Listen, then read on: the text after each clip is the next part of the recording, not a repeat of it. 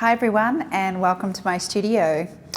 This little video is to talk to you about simplicity and starting up as a portrait photographer.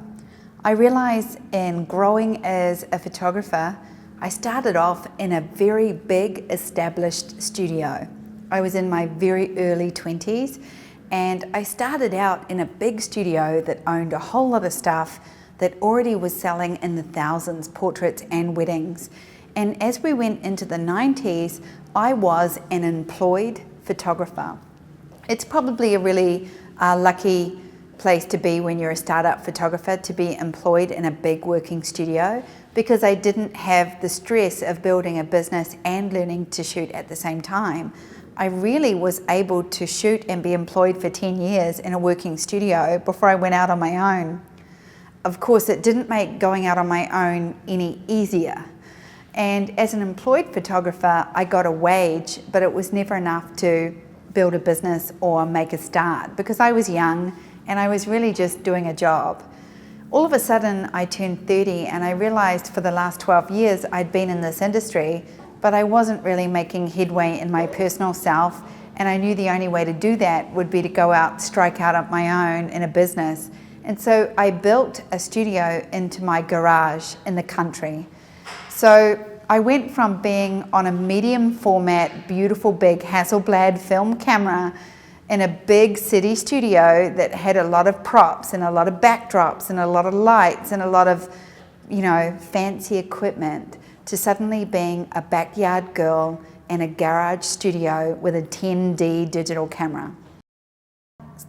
An interviewer asked me a long time ago, "What would you like to call this interview?" And I said, I would like to call this interview One Window, One Reflector, One Girl, and One Camera.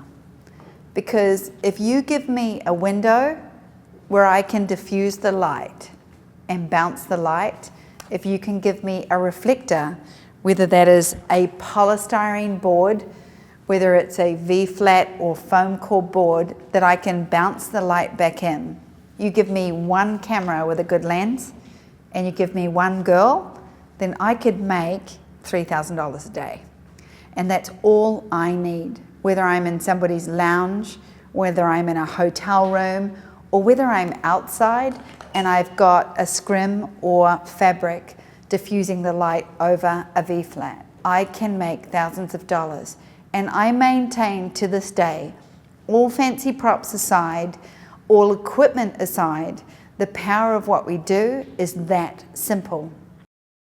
I have been and have had poly boards in my studio for the last 27 years. In the film industry, it's called bead wall, because polystyrene boards are just big sheets of insulation styrofoam. They truly are the best reflectors in the world. They reflect a whole lot of light. You can buy them at your local hardware store. They're 40 mil thick, so about 2 inches thick, and it's just a wall of beads of styrofoam. They bounce this incredible amount of light. They also create V-flats, backdrops, and as you can see from this one, I wallpaper them and paint them different colors. It wasn't until I came to the States where I found the double V-flat, which has actually become a staple in my studio. The V-flat are 2 sheets of foam core, which are the same size as the styrofoam, but they're black on one side and white on the other. So they double as not only an incredible V-flat to photograph in, they also double as the ultimate reflector.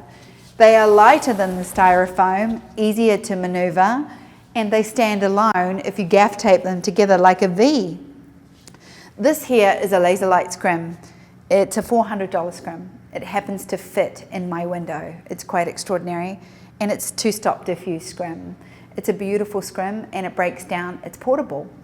But before I could afford a laser light scrim, I have carried yards and yards, $4 a yard of polyester chiffon. This is in my camera bag still with hair clips. If I'm shooting on location, I will clip this on anything to diffuse light. If I need more than a stop diffusion, I double it. If I need 3 stops of diffusion, I triple it.